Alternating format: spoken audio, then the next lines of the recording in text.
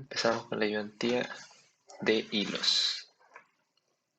¿Cuál es la motivación para los hilos? Bueno, la mayoría de las aplicaciones modernas son multihilos. Los hilos se ejecutan dentro de la aplicación. Es más ligero crear hilos que crear procesos, como lo vimos anteriormente. Y aumenta la eficiencia también. Se pueden hacer multitareas mediante hilos separados.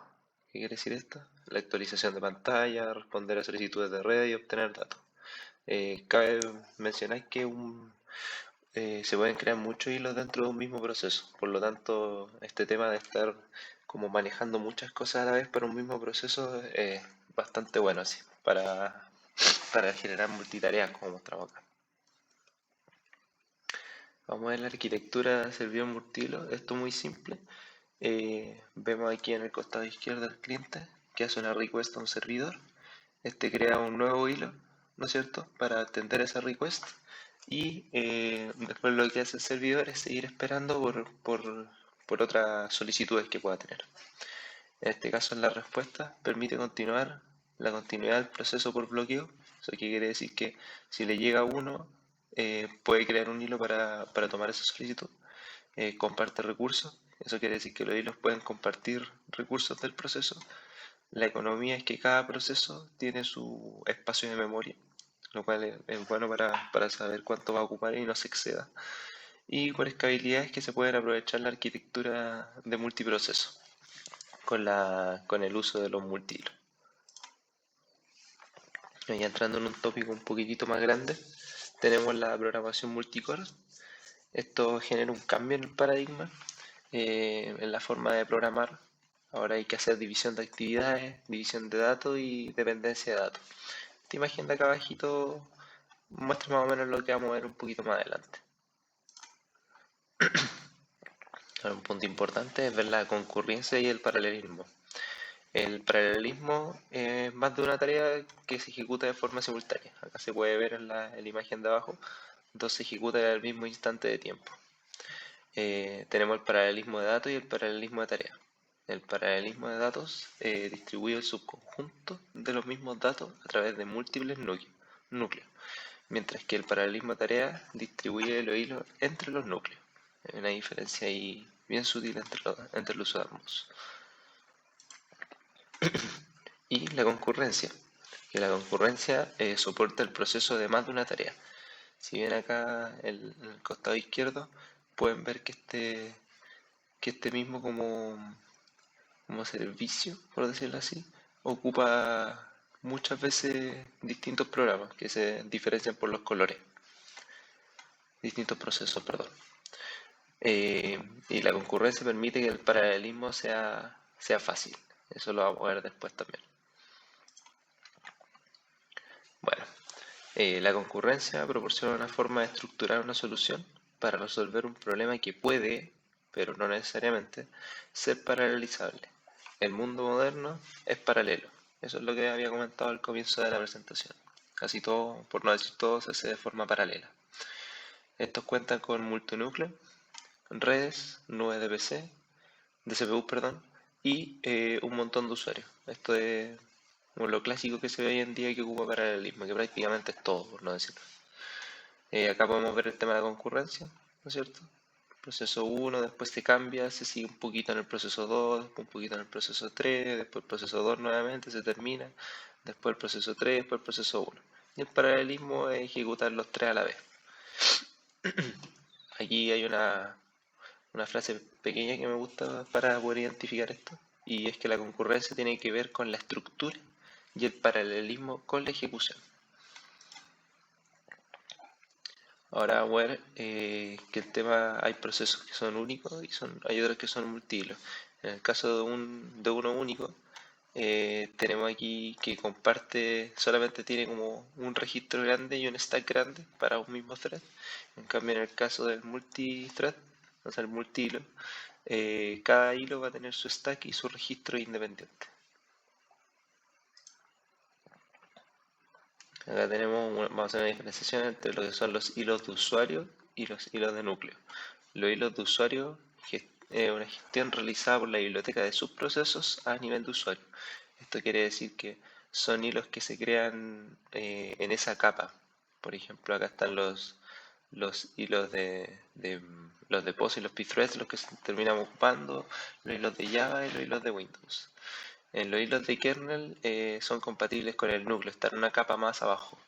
Y lo ocupan, estos generalmente son por parte de los sistemas operativos. Tiene Windows, Linux y Mac OS. Oh, chuta. Me pegué un saltito medio grande ahí. Ahora sí. Vamos a ver los modelos multihilos y voy a hacer una declaración ahí respecto al anterior. Vamos a ver tres ejemplos, el many to one, el one to one y el many to many. Aquí en el many to one tenemos que muchos subprocesos de nivel de usuario asignados a un solo hilo del núcleo. Como vemos acá hay muchos hilos, ¿no es cierto?, que se ven acá del usuario y se juntan en el thread del núcleo. Aquí quería hacer aprovechando para explicar, podríamos considerar como tres tipos como de threads. Por lo menos bajo este caso, para que entiendan mejor, tenemos los threads de usuario, o sea, los hilos de usuario, que son los que se ven acá, los que están creados por como vimos antes, por esto de aquí, por las aplicaciones, por decirlo así, con lo que uno interactúa. Después vamos a tener los de kernel, que son los que se ven acá abajo, que son los que crea el sistema operativo, y estos son los que después se van a comunicar con los hilos de CPU. Y los hilos de CPU vienen siendo ya los que vienen con el procesador, lo más deep que hay. Eso es lo que tengo entendido, más o menos, para que se hagan una idea de en qué lugar se encuentra esto, más o menos, del proceso de ejecución. Así que, recapitulando, muchos es a uno. Muchos de usuarios llegan a uno solo de kernel. Entonces, pocos sistemas tienden a utilizar este modelo porque es, como genera como mucha sobrecarga y no mucho manejo frente a los procesos como se ejecutan hoy en día. En este caso vamos a tener el one-to-one, donde cada subproceso a nivel de usuario se correlaciona con uno a nivel de kernel, como vemos aquí, uno es a uno, y el número de hilos por proceso a veces restringido debido a la sobrecarga. Efectivamente, como vamos a tener solamente uno es a uno, se genera este problema, pero hay más concurrencia. Y después tenemos el many to many. Este permite que el sistema operativo, perdón, cree un número suficiente de subprocesos de kernel. O sea, va a ir asignando subprocesos de kernel a medida que van llegando más user threads y los van ocupando toda la vez. Ahí los va repartiendo aquí probablemente con un controlador. Y después tenemos el true level, que comparte el M2M, que vendría siendo el many to many, como se ve aquí. Y también puede soportar el 1 es a 1 que vemos aquí. Pasando a otro tema, ahora vamos a la librería de hilos. Estos proporcionan al programador la API para crear y administrar sus procesos. Generalmente esto se implementa en el espacio de usuario o en el espacio de kernel. Esto es lo que hemos visto antes. Acá vemos los pthreads, que eran uno de los ejemplos que vimos anteriormente, que es una API que especifica el comportamiento de la biblioteca de sus procesos, y es una API de estándar POSIX para la sincronización y creación de subprocesos, o sea, de hilos.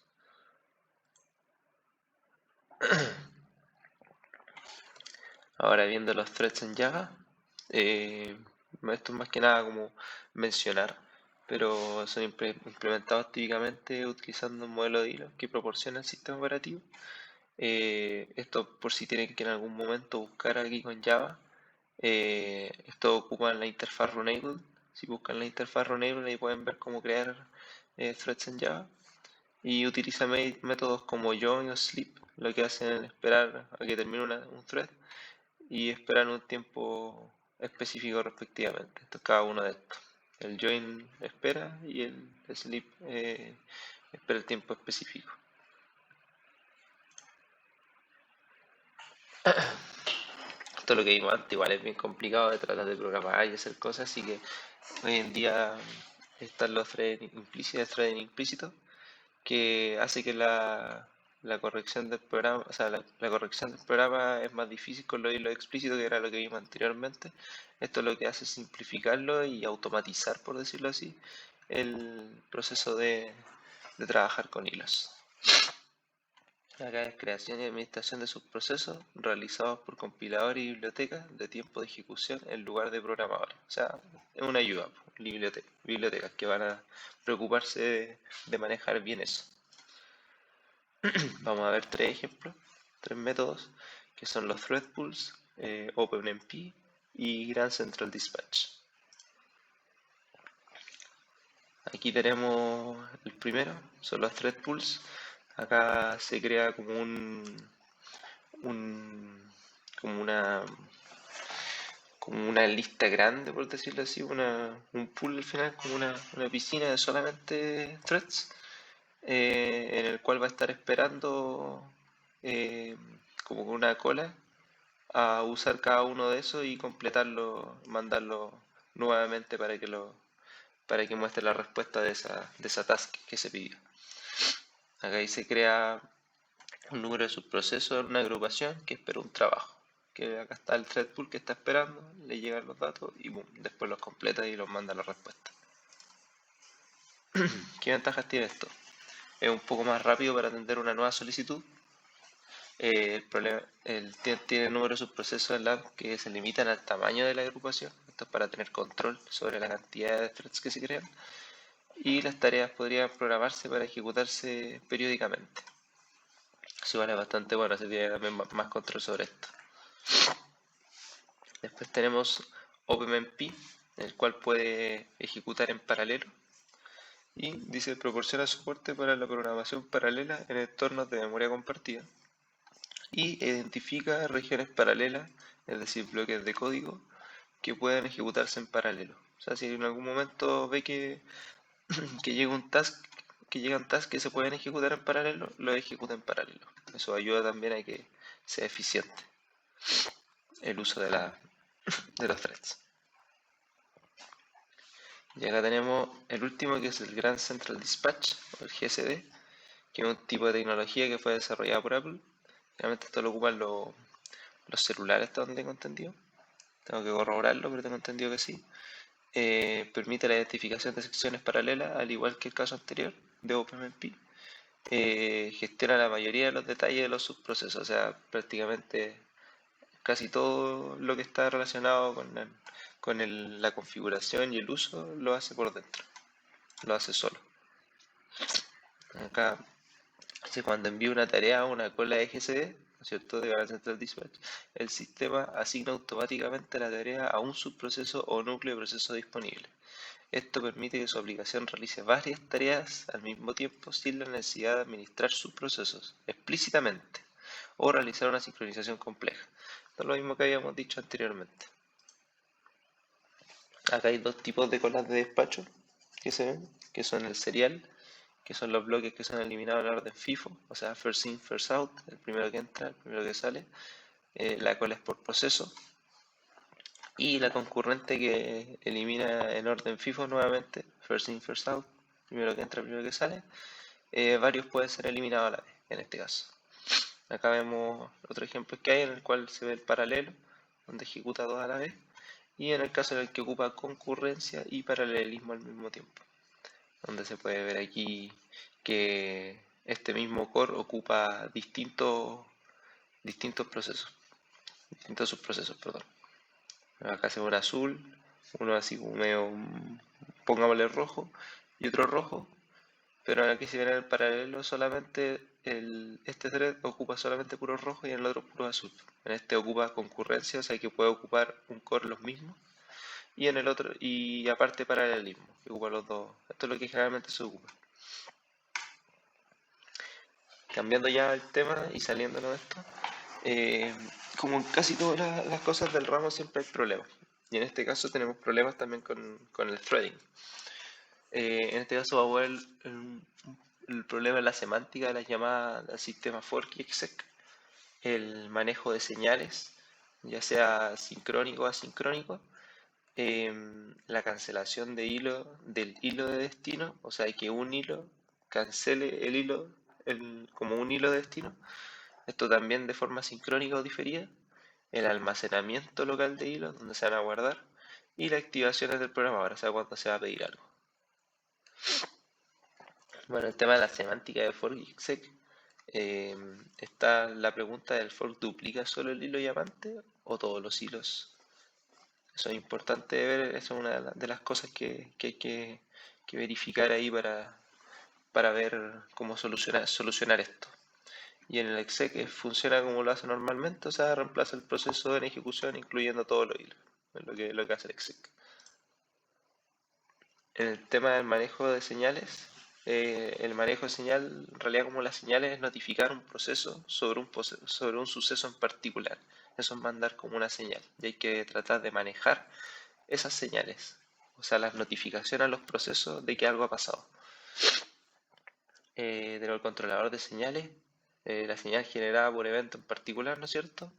La señal se entrega a un proceso y la señal es manejada por uno de dos manejadores de señales. Aquí cada señal tiene un controlador predeterminado que ejecuta el kernel para manejar la señal. O sea, cada señal tiene uno de estos controladores que están acá. En la cancelación de hilos es terminar un hilo antes de que éste haya terminado. Aquí también tenemos dos casos. Acá tenemos la cancelación del hilo, va a depender del estado, que son los que están acá abajo. Y tenemos dos tipos de cancelación. La cancelación diferida, que es el hilo destino comprueba periódicamente si debe terminar, lo que le da la oportunidad de terminarse a sí mismo de forma ordenada. O sea, yo veo si periódicamente si debo terminar.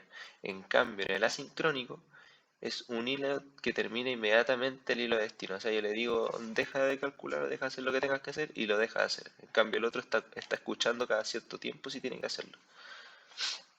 Y acá se ven los modos ahí, si está diferido, ¿no es cierto? Y el estado que está disponible. El tipo va a ser diferido, asincrónico, disponible, asincrónico. No es muy complejo esta tabla acá abajo. Después tenemos el almacenamiento local de hilos, donde los vamos a guardar. Tenemos el Thread Local Storage. Aquí cada hilo tiene su propia copia de datos. Es útil cuando no se tiene control sobre el proceso creador del hilo, ¿cierto? Es único para cada hilo y es visible a través de invocaciones de funciones. ¿Eso qué quiere decir? Que uno puede consultar a la otra mediante funciones para ver cuál es el estado en el que se encuentran los datos de los hilos. Acá se ve en el ejemplo, ¿no es cierto? Acá tenemos el proceso, el código, las variables globales, el heap del proceso, los recursos, ¿no es cierto?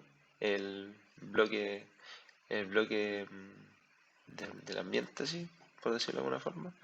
Y acá tenemos los threads que se van creando dentro del mismo proceso, donde se encuentra el thread local storage, donde pueden compartir información mediante funciones entre ellos. Y después tenemos el lightweight process, es la estructura de datos intermedia entre el usuario y los hilos de kernel, ¿cierto? Que es el que se ve aquí, cuando vimos antes ahí, cuando veíamos el mucho a mucho o el uno a uno. Acá se coloca un intermediario que va a ser esta estructura de datos intermedia. Dice: las activaciones del planificador proporcionan un mecanismo de comunicación desde el núcleo al controlador, como se ve aquí. Esta comunicación permite que una aplicación mantenga el número correcto de sus procesos de kernel, o sea, lo va a estar gestionando, en pocas palabras. Acá vamos a tener los ejemplos de sistema operativo. Tenemos los de Windows, los threads, y los de Linux. Esto es como una explicación, la verdad, bastante sencilla, no muy compleja dentro de todo. Acá en el caso de los hilos de Windows, cada hilo contiene el ID del hilo, un conjunto de registros que representan el estado del procesador, dos stacks, uno para el usuario y otro para el kernel. Cuando se ejecutan uno de estos modos, estos los que vimos acá atrás, ¿no es cierto? Van a tener un stack para el kernel thread y otro para los user threads. Un área de almacenamiento de datos privada, que son utilizados por bibliotecas de tiempo de ejecución y Dynamic Link Library, los famosos DLL. El contexto del hilo corresponde a un conjunto de registros, pilas y área de almacenamiento privado, más o menos lo que estaba explicando en la parte de acá. Acá vamos a tener los Windows Threads para estructura de datos. Acá está la estructura de datos primaria, como se ve en la imagen. Tenemos el eThread, el kthread y el tef, que los vamos a ver acá. Tenemos el bloque de hilo ejecutivo, que es un puntero al proceso al cual pertenece el hilo, y kthread, en el espacio de kernel, que es como se ve acá. Empieza el address, ¿no es cierto? El point to parent process, y aquí está el que viene hacia acá, hacia el thread, lo apunta al de kernel. Y después tenemos el de kernel que tiene la información de programación y sincronización, la pila de modo kernel y un puntero a TB, que TB viene siendo el bloque de entorno de subproceso, que tiene la idea del hilo, la pila de modo de usuario y el almacenamiento local de hilos. Y este se encuentra en el espacio del usuario, mientras que los anteriores se encuentran en el espacio del kernel. Y tenemos los hilos en Linux, donde las tareas acá se hace una diferencia, como dice acá solamente por nombre. En vez de hilos se le dicen tareas. Acá dice se crean hilos utilizando el clone, esa función, y este permite que una tarea secundaria comparta el espacio de direcciones de la tarea principal. Esto es todo lo que estaríamos viendo en la parte de hilo. Reitero, si tienen consulta o duda, alguna cosa, me pueden escribir. Ojalá un mail es un poquito más fácil de poder pillarlo. Así que espero les haya gustado y les haya ayudado esto para poder introducirse un poco en lo que tienen que ver y tener una noción relativamente básica de todas las partes dentro de este tópico que son los threads. Así que nada, muchas gracias y espero les haya servido.